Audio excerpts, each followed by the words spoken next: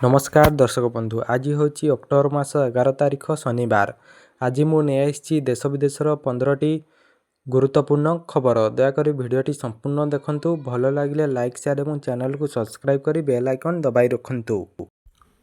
संग्रह हम 93 लाख टन धान। भुवनेश्वर 2025-26 राज्य में संग्रह हम 93 लाख मेट्रिक टन धान। 63 लाख टन चाउल संग्रह पर सरकार लक्ष्य धार्य करी एतिकी धान संग्रह करेंगे। खरीफ रे 73 लाख एवं रबी रे 20 लाख टन धान संग्रह कराजिवो। एहाटारू अधिक धान जदि पंजीकृत चाषी मंडी को आणती ताकू मध्य सरकार किणिबे। शुक्रवार राज्य कैबिनेट खाद्य एवं धान संग्रह नीति 2025-26 को अनुमोदन करिछि। एहा छडा राज्य रे सहरांचलरू वर्ज्यवस्तु हटाइबाकू नुआ योजना स्वच्छ ओडिशा कार्यकारी हेबो। सरकार ए बाबदरे 5 वर्ष रे खर्च करेबे 1600 कोटी। राज्य रे नदी संयोगीकरण को आगकू नेबाकू मध्य होइछि निष्पत्ति। मारियाଙ୍କୁ नोबेल शांति। रॉयल स्वीडिश एकाडेमी पक्षर आज बहु प्रतीक्षित नोबेल शांति पुरस्कार घोषणा करा जाइछि। वेनेजुएलार विरोधी नेत्री मारिया करीना मासेडो को सम्मानजनक नोबेल शांति लगी मनोनीत करा जाइछि। वेनेजुएलार गणतंत्र स्थापन एवं लोकों को गणतांत्रिक अधिकार लगी लगातार 20 वर्ष धरी संघर्ष जारी रखिथिबा मारियाଙ୍କ नारे नोबेल कमिटी पक्षर घोषणा करा जाइछि। खूब शीघ्र 5 वर्ष रे एसआईआर।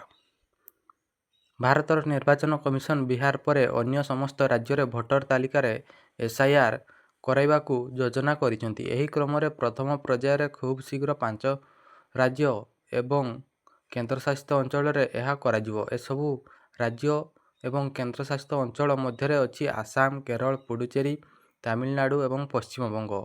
आसंता 2026 रे एसबू राज्य रे विधानसभा निर्वाचन अनुष्ठित हेबो। तेणु निर्वाचन पूर्वरु एसआईआर शेष करने कमिशन निष्पत्ति नेइछंती।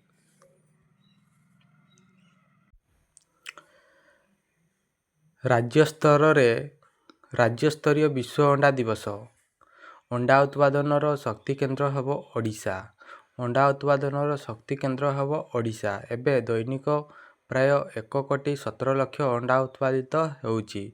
वार्षिक 372 कोटी अंडा उत्पादन होइतबा बेले 2029 सुधा वार्षिक 500 कोटी अंडा उत्पादन लक्ष्य रखिछि बोली राज्य मत्स्य एवं प्राणी संपद विकास मंत्री गोकुलानंद मल्लिक कहिसेंती। शुक्रवार लोकसभा भवन सम्मिलनी कक्ष रे आयोजित राज्यस्तरीय विश्व अंडा दिवस पालन अवसर रे मुख्य अतिथि भावे जोगदेई मंत्री श्री मल्लिक कहिसेंती, आम राज्य रे वार्षिक अंडार मुंड पिछा उपलब्ध 80टी थिबा बेले सुस्थ शरीर पई वार्षिक 182टी अंडार आवश्यकता रहिछि। तेणु अंडा उत्पादन रे आत्मनिर्भर हेबा पई प्रत्येक ब्लॉक एवं जिला रे युव उद्योगी माने आगई आसिबा उचित।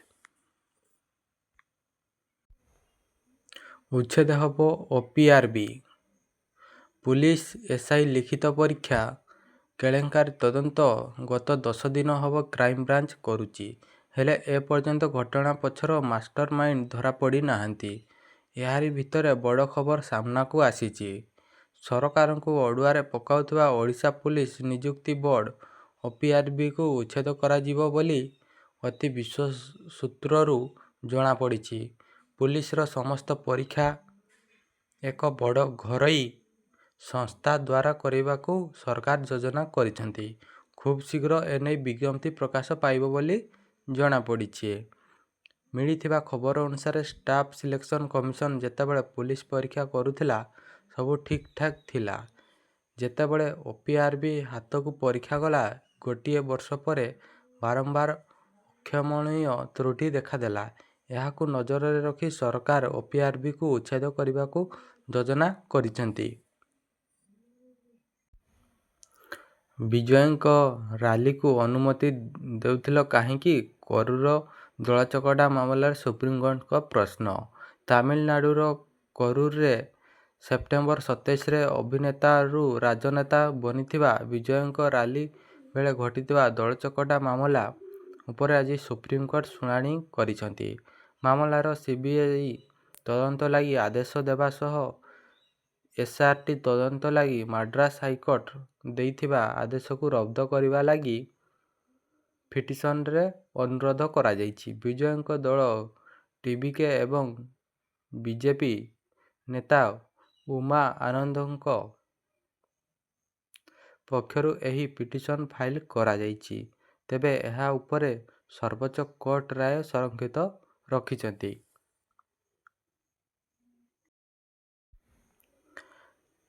ଆଇପିଏସ୍ ଅଫିସର ଆତ୍ମହତ୍ୟା ମାମଲା ତଦନ୍ତ କରିବ ଏସ୍ଆର୍ଟି। ହରିୟାଣାର ବରିଷ୍ଠ ଆଇପିଏସ୍ ଅଧିକାରୀ ୱାଇ ପୂରନ କୁମାର ଆତ୍ମହତ୍ୟା ମାମଲା ତଦନ୍ତ ପାଇଁ ଶୁକ୍ରବାର ତଦନ୍ତକାରୀ ଦଳ ଗଠନ କରାଯାଇଛି। ଆଇଜି ପୁଷ୍ପେନ୍ଦ୍ର କୁମାର 6 ସଦସ୍ୟ ବିଶିଷ୍ଟ ଏସ୍ଆଇଟିର ନେତୃତ୍ୱ ନେବେ। ଚଣ୍ଡିଗଡ଼ ପୁଲିସ ଅନୁସାରେ ପୂରନ କୁମାରଙ୍କ ମୃତ୍ୟୁ କେଉଁ ପରିସ୍ଥିତିରେ ହେଲା ସେଥିନେଇ ଏହି ଟିମ୍ ସ୍ୱଚ୍ଛ ଏବଂ ନିରପେକ୍ଷ ତଦନ୍ତ କରିବ। ପୂରନଙ୍କ ସୁଇସାଇଡ୍ ନୋଟ୍ ଏବଂ ଏହି ସହ ଜଡ଼ିତ ଅନ୍ୟ ପ୍ରମାଣର ସବିଶେଷ ଯାଞ୍ଚ କରାଯିବ। ବିଶେଷଜ୍ଞଙ୍କ ମତାମତ ଆଇନଗତ ପରାମର୍ଶ ନେଇ ଟିମ୍କୁ ଯଥାଶୀଘ୍ର ରିପୋର୍ଟ ଦେବାକୁ ନିର୍ଦ୍ଦେଶ ଦିଆଯାଇଛି। ଆମେରିକା ଗୋଳାବାରୁଦ ପ୍ଲାଣ୍ଟରେ ବିସ୍ଫୋରଣ 19 ମୃତ ଆଶଙ୍କା। ଆମେରିକାର ଟେନେସି ରାଜ୍ୟରେ ଥିବା ଏକ ଗୋଳାବାରୁଦ କାରଖାନାରେ ଶୁକ୍ରବାର ବଡ଼ ଧରଣର ବିସ୍ଫୋରଣ ଘଟିଛି। ଫଳରେ ଅନେକ ଲୋକ ମୃତାହତ ହୋଇଥିବାର ସୂଚନା ମିଳିଛି। ସେଠାରେ ସାମରିକ ବାହିନୀ ପାଇଁ ବୋମା, ଗୋଳାବାରୁଦ ଏବଂ ଅନ୍ୟାନ୍ୟ ବିସ୍ଫୋରକ ପ୍ରସ୍ତୁତ କରାଯିବା ସହ ପରୀକ୍ଷା ମଧ୍ୟ କରାଯାଉଥିଲା। ବିସ୍ଫୋରଣରେ ଅନ୍ୟୁନ 19 ଜଣଙ୍କ ମୃତ୍ୟୁ ଘଟିଥିବା ଆଶଙ୍କା କରାଯାଉଛି। ତେବେ ପ୍ରକୃତ ମୃତ୍ୟୁ ସଂଖ୍ୟା ଜଣାପଡ଼ିନି। ଅନେକ ନିଖୋଜ ଅଛନ୍ତି। କିଛି ଲୋକ ଆହତ ହୋଇଥିବା ବେଳେ ସେମାନଙ୍କୁ ହସ୍ପିଟାଲରେ ଭର୍ତ୍ତି କରାଯାଇଛି। ଆମେରିକାକୁ ଦିଆଯିବନି ବଗ୍ରାମ ବିମାନ ଘାଟି। ଭାରତ ଗସ୍ତରେ ଆସିଥିବା ଆଫଗାନ ବିଦେଶ ମନ୍ତ୍ରୀ ଅମିର ଖାନ ମୁତକି କହିଛନ୍ତି ଯେ ତାଙ୍କ ଦେଶର ପ୍ରମୁଖ ବିମାନ ଘାଟି ବଗ୍ରାମ କାହାକୁ ଦିଆଯିବ ନାହିଁ। ଏଥିସହ ଆଫଗାନିସ୍ତାନ ନିଜ ମାଟିକୁ ଅନ୍ୟ କୌଣସି ଦେଶ ବିରୋଧରେ ବ୍ୟବହାର ହେବାକୁ ଦେବ ନାହିଁ। ଗତ ମାସରେ ଆମେରିକା ରାଷ୍ଟ୍ରପତି ଡୋନାଲ୍ଡ ଟ୍ରମ୍ପଙ୍କ ତାଲିବାନ ଠାରୁ ବଗ୍ରାମ ବିମାନ ଘାଟି ହଟେଇବାକୁ ସୂଚନା ଦେଇଥିଲେ। ସେ ଚେତାବନୀ ଦେଇ କହିଥିଲେ ଯେ ତାଲିବାନ ଯଦି ଏହି ବିମାନ ଘାଟି ନ ଦେବ ତାର ପରିଣତି ଭୟାବହ ହେବ। ଏହା ଉପରେ ମୁତକି କହିଛନ୍ତି ଆଫଗାନ ନାଗରିକ ନିଜ ମାଟିରେ କୌଣସି ବିଦେଶୀ ସୈନ୍ୟକୁ ଗ୍ରହଣ କରିପାରିବେ ନାହିଁ। ରାଜ୍ୟ ପୁଲିସ ଏସ୍ଆଇ ପରୀକ୍ଷା କେଳେଙ୍କାରୀ କୋଚିଂ ସେଣ୍ଟରର 3 ଅଧିକାରୀଙ୍କୁ ଜେରା। ରାଜ୍ୟ ପୁଲିସ ଏସ୍ଆଇ ପରୀକ୍ଷା କେଳେଙ୍କାରୀ ତଦନ୍ତ କ୍ରମରେ ଆଜି କଟକ ସ୍ଥିତ କ୍ରାଇମବ୍ରାଞ୍ଚ ମୁଖ୍ୟାଳୟରେ ହାଜର ହୋଇଛନ୍ତି ବଣିକ କୋଚିଂ ସେଣ୍ଟରର 3 ବରିଷ୍ଠ ଅଧିକାରୀ। ଦୀର୍ଘ 3 ଘଣ୍ଟା କାଳ 3 ଅଧିକାରୀଙ୍କୁ କ୍ରାଇମବ୍ରାଞ୍ଚର ତଦନ୍ତକାରୀ ଟିମ୍ ପଚରାଉଚରା କରିଛନ୍ତି। ସେମାନେ ସାଙ୍ଗରେ ଆଣିଥିବା କିଛି ଗୁରୁତ୍ୱପୂର୍ଣ୍ଣ କାଗଜପତ୍ର ମଧ୍ୟ କ୍ରାଇମବ୍ରାଞ୍ଚରେ ଦାଖଲ କରାଯାଇଛି। ତେବେ ଏହି ଅଧିକାରୀମାନଙ୍କୁ ଜେରା ପରେ କ'ଣ ତଥ୍ୟ ମିଳିଛି ସେନେଇ କ୍ରାଇମବ୍ରାଞ୍ଚ ପକ୍ଷରୁ କିଛି ସ୍ପଷ୍ଟ କରାଯାଇନାହିଁ। ଏଥିପାଇଁ ଏପରିକି କିଛି ଅଧିକାରୀ ମଧ୍ୟ ଗଣମାଧ୍ୟମକୁ ଏ ସମ୍ପର୍କରେ କୌଣସି ପ୍ରତିକ୍ରିୟା ଦେବାକୁ ମନା କରିଛନ୍ତି। ବଢ଼ିଲା ମୁଖ୍ୟମନ୍ତ୍ରୀ ମେଧାବୀ ଛାତ୍ର ପ୍ରୋତ୍ସାହନ ଯୋଜନା ଆବେଦନ ଅବଧି 24 ପର୍ଯ୍ୟନ୍ତ କରିହେବ ଆବେଦନ। ଭୁବନେଶ୍ୱର ମୁଖ୍ୟମନ୍ତ୍ରୀ ମେଧାବୀ ଛାତ୍ର ପ୍ରୋତ୍ସାହନ ଯୋଜନାର ଆବେଦନ ଅବଧି ବୃଦ୍ଧି କରିଛନ୍ତି ସରକାର। ଯୋଜନାରେ ଆବେଦନ ପ୍ରକ୍ରିୟା ଶୁକ୍ରବାର ସରୁଥିବା ବେଳେ ଏବେ ଏହା ପୁଣି 24 ତାରିଖ ପର୍ଯ୍ୟନ୍ତ ଚାଲିବ ବୋଲି ଆଜି ଉଚ୍ଚଶିକ୍ଷା ବିଭାଗ ପକ୍ଷରୁ ବିଜ୍ଞପ୍ତି ଜାରି କରାଯାଇଛି। ଏହି ଯୋଜନା ମଧ୍ୟରେ ଇ-ମେଧାବୃତ୍ତି, ୟୁଜି ମେରିଟ୍, ପିଜି ମେରିଟ୍ ଏବଂ technical and professional merit, Byasakabi Fakirmohan ମେଧାବୃତ୍ତି ଓ ଗୋପବନ୍ଧୁ ଶିକ୍ଷା ସହାୟତା ଭଳି ଉପଯୋଜନା ଆଦି ରହିଛି। ଏଥିପାଇଁ ଅନଲାଇନ୍ ଯୋଗେ ଆବେଦନ ଆହ୍ୱାନ କରାଯାଇଛି। ସେହିପରି ମେଧାବୃତ୍ତି ଆପ୍ଲିକେସନ୍ ତର୍ଜମା କରିବା ପାଇଁ 31 ତାରିଖ ପର୍ଯ୍ୟନ୍ତ ଅବଧି ରଖାଯାଇଛି। କେବଳ ଗୋପବନ୍ଧୁ ଶିକ୍ଷା ସହାୟତା ଯୋଜନାରେ ହସ୍ତଗତ ଆପ୍ଲିକେସନ୍ର ତର୍ଜମା ପାଇଁ ନଭେମ୍ବର 11 ତାରିଖ ପର୍ଯ୍ୟନ୍ତ ସମୟ ନିର୍ଦ୍ଧାରଣ କରାଯାଇଛି। ବିଦେଶ ଗସ୍ତରେ ବାଚସ୍ପତି ଭୁବନେଶ୍ୱର ବାଚସ୍ପତି ଶର୍ମାବାଡ଼ି 68ତମ ରାଜ୍ୟଗୋଷ୍ଠୀ ସଂସଦୀୟ ସଂଘ ସମ୍ମିଳନୀ ଏବଂ ନବମ ରାଜ୍ୟଗୋଷ୍ଠୀ ମହିଳା ସମ୍ମିଳନୀରେ ଯୋଗଦେବା ପାଇଁ ବାରବାଡୋସ୍ ଗସ୍ତରେ ଯାଇଛନ୍ତି। 68ତମ ରାଜ୍ୟଗୋଷ୍ଠୀ ସଂସଦୀୟ ସଂଘ ଏବଂ ରାଜ୍ୟଗୋଷ୍ଠୀ ମହିଳା ସମ୍ମିଳନୀରେ ଯୋଗ ଦେଲେ। ବ୍ରିଜ୍ ଟାଉନରେ ରାଜ୍ୟଗୋଷ୍ଠୀ ମଧ୍ୟରେ ଲିଙ୍ଗଗତ ସମ୍ବେଦନଶୀଳତା ଏବଂ ସଂସଦଗୁଡ଼ିକୁ ସାକାର ପାଇଁ ଭଲ ଅଭ୍ୟାସ ଏବଂ ରଣନୀତି ଶୀର୍ଷକ ଆଲୋଚନାରେ ମତ ରଖି କହିଥିଲେ, ସମାନୁପାତିକ ମହିଳାଙ୍କ ପ୍ରତିନିଧିରେ ସଂସଦୀୟ ବ୍ୟବସ୍ଥା ଆହୁରି ସଶକ୍ତ ହୋଇପାରିବ। ଦେଶରେ ମହିଳା ନେତୃତ୍ୱକୁ ପ୍ରୋତ୍ସାହନ ଦେବା ଉଦ୍ଦେଶ୍ୟରେ ଜାତୀୟ ଏବଂ ରାଜ୍ୟ ବିଧାନସଭାରେ 33% ସଂରକ୍ଷଣ ପାଇଁ ଆଇନ ସଂରକ୍ଷଣ କରାଯାଇଛି। ଓଡ଼ିଶାରେ ତୃଣମୂଳ ସ୍ତରରୁ ମହିଳାଙ୍କୁ ସଶକ୍ତ କରିବା ପାଇଁ ପଞ୍ଚାୟତିରାଜ ବ୍ୟବସ୍ଥାରେ ମହିଳା ପାଇଁ ସଂରକ୍ଷଣ 50%କୁ ବୃଦ୍ଧି କରାଯାଇଛି। ସ୍ୱତନ୍ତ୍ର ଏବଂ ରଣନୀତି ଦ୍ୱାରା ସେମାନେ ନେତୃତ୍ୱରେ ପରାକାଷ୍ଠା ଦେଖାଇବେ ବୋଲି ବାଚସ୍ପତି ଶ୍ରୀମତୀ ପାଢ଼ୀ କହିଛନ୍ତି।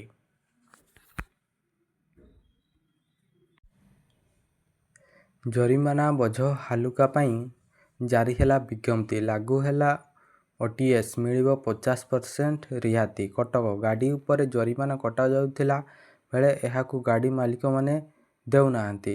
ଏହି ବୋଝ ଗାଡ଼ି ମାଲିକମାନଙ୍କ ଯେତେ ମୁଣ୍ଡବିନ୍ଧା କରୁନଥିଲା, ଅଧିକ ଚିନ୍ତାରେ ଥିଲା ରାଜ୍ୟ ପରିବହନ ବିଭାଗ। ଏହାକୁ କମ୍ କରିବା ପାଇଁ ତଥା ଜରିମାନାର ବୋଝକୁ ହାଲୁକା ଲାଗି ରାଜ୍ୟ ପରିବହନ ବିଭାଗ ପକ୍ଷରୁ ୱାନ୍ ଟାଇମ୍ ସେଟଲମେଣ୍ଟ ବିଜ୍ଞପ୍ତି ଜାରି କରାଯାଇଛି। 15 ତାରିଖରୁ ରାତି ତାପମାତ୍ରା କମିବ। ଭୁବନେଶ୍ୱର ଆସନ୍ତା 15 ତାରିଖରୁ ରାଜ୍ୟରେ ରାତିର ତାପମାତ୍ରା କମିପାରେ। 17 ତାରିଖ ସୁଦ୍ଧା କେତେକ ଆଭ୍ୟନ୍ତରୀଣ ସ୍ଥାନରେ 2ରୁ 3 ଡିଗ୍ରୀ କମିବ। କନ୍ଧମାଳ, କୋରାପୁଟ, ଗଜପତି, ମୟୂରଭଞ୍ଜ, କେନ୍ଦୁଝରରେ ରାତି ତାପମାତ୍ରା ଅନ୍ୟ ସବୁଠାରୁ ଜିଲ୍ଲା ତୁଳନାରେ କମ୍ ରହିପାରେ। ଏସବୁ ସ୍ଥାନରେ ଶିଶିରପାତ ଏବଂ କୁହୁଡ଼ି ଦେଖାଦେବ। ବରିଷ୍ଠ କୃଷି ପାଣିପାଗ ବିଶେଷଜ୍ଞ ପ୍ରଫେସର ସୁରେନ୍ଦ୍ରନାଥ ପଶୁପାଳକ ଏହି ପୂର୍ବାନୁମାନ କରିଛନ୍ତି। ଆସନ୍ତା ସପ୍ତାହେ ପର୍ଯ୍ୟନ୍ତ ରାଜ୍ୟରେ ପାଗ ଶୁଖିଲା ଏବଂ ଖରାଟିଆ ରହିବ। 13 ଏବଂ 14 ତାରିଖରେ ସମୁଦ୍ର ସଂଲଗ୍ନ ଜିଲ୍ଲାରେ ହାଲୁକାରୁ ସ୍ୱଳ୍ପ ବର୍ଷା ହୋଇପାରେ। 17 ତାରିଖରେ ଦକ୍ଷିଣ ବଙ୍ଗୋପସାଗରରେ ଏକ ଘୂର୍ଣ୍ଣିବଳୟ ସୃଷ୍ଟି ହେବାର ସମ୍ଭାବନା ଅଛି। ଏହା ସମୁଦ୍ରରେ 5 ଦିନରୁ ଅଧିକ ରହି ଘନୀଭୂତ ହୋଇପାରେ। ଏହା କେତେ ଘନୀଭୂତ ହେବ ଏବଂ କେଉଁ ଆଡ଼କୁ ଗତି କରିବ ତାହା ଏବେଠାରୁ ଆକଳନ କରି ହେବନି ବୋଲି ସେ କହିଛନ୍ତି। ବାଡ଼ିରେ ବାଡ଼େଇ ଟ୍ରେନ୍ ଯାତ୍ରୀଙ୍କଠାରୁ ଲୁଟ୍ ଘଟଣା। ଲୁଟେରାଙ୍କୁ ଧରାଇଥିବା ଯୁବକଙ୍କୁ ଧମକ। ଟ୍ରେନ୍ ଯାତ୍ରୀମାନଙ୍କଠାରୁ ନୂଆ ତରିକାରେ ଲୁଟ୍ କରୁଥିବା ଦୁର୍ବୃତ୍ତମାନଙ୍କୁ ଧରାଇବାରେ ସହଯୋଗ କରୁଥିବା ସ୍ଥାନୀୟ ଜଣେ ଯୁବକଙ୍କୁ ସମ୍ପୃକ୍ତ ଲୁଟେରାମାନେ ଧମକ ଦେଇଛନ୍ତି।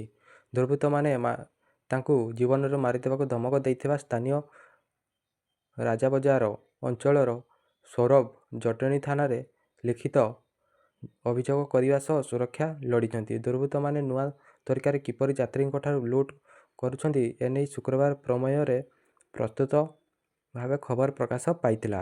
ଖୋର୍ଦ୍ଧା ରୋଡ୍ ରେଳ ଷ୍ଟେସନରୁ ପ୍ରାୟ 500 ମିଟର ଦୂର ରେତଙ୍ଗ କଲୋନୀ ରାସ୍ତାରେ ଦୁର୍ଗା ମାର୍କେଟରୁ ମା ସନ୍ତୋଷୀ ମନ୍ଦିର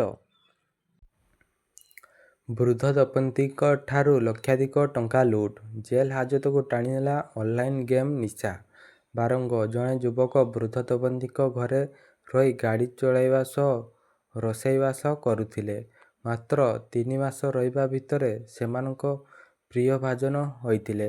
ଏହି ସୁଯୋଗରେ ଦମ୍ପତିଙ୍କ ଏଟିଏମ୍ କାର୍ଡ ଏବଂ ପାସୱାର୍ଡ ହାତେଇ ଲକ୍ଷାଧିକ ଟଙ୍କା ନେଇଗଲେ। ଖାଲି ସେତିକି ନୁହେଁ, ଅନଲାଇନ୍ ଗେମ୍ରେ ଏହି ଟଙ୍କା ହାରିବା ପରେ ସୁନା ଗହଣା ଆଦି ଲୁଟି ନେଇ ସେଗୁଡ଼ିକୁ ବିକ୍ରି କରି ଅନଲାଇନ୍ ଗେମ୍ ଖେଳୁଛନ୍ତି। ଅଭିଯୋଗ ହେବା ପରେ ପୁଲିସ ଅଭିଯୁକ୍ତଙ୍କୁ ଗିରଫ କରି କୋର୍ଟ ଚାଲାଣ କରିଛି। ଭିଡ଼ିଓଟି ସମ୍ପୂର୍ଣ୍ଣ ଦେଖିଥିବାରୁ ଧନ୍ୟବାଦ।